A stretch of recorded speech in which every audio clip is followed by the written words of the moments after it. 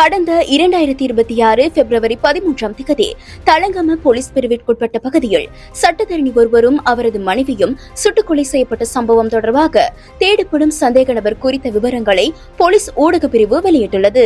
மேல் மாகாண தெற்கு குற்றத்தடுப்பு பிரிவினரால் முன்னெடுக்கப்படும் விசாரணைகளின் அடிப்படையில் குறித்த சந்தேக நபரின் அடையாளங்கள் பின்வருமாறு விவரிக்கப்பட்டுள்ளன.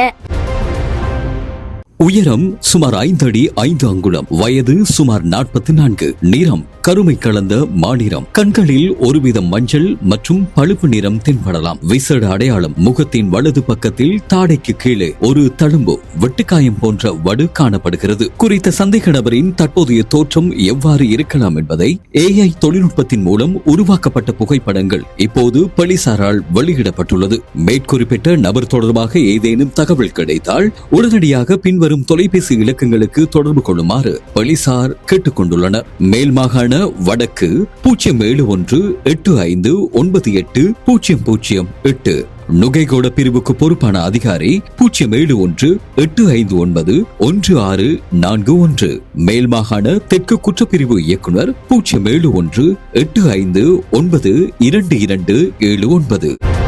உறுதிப்படுத்தப்பட்ட உண்மை செய்திகளை உடனுக்குடன் தெரிந்து கொள்ள ஆயுள் மீடியாவை ஃபாலோ செய்யுங்கள்.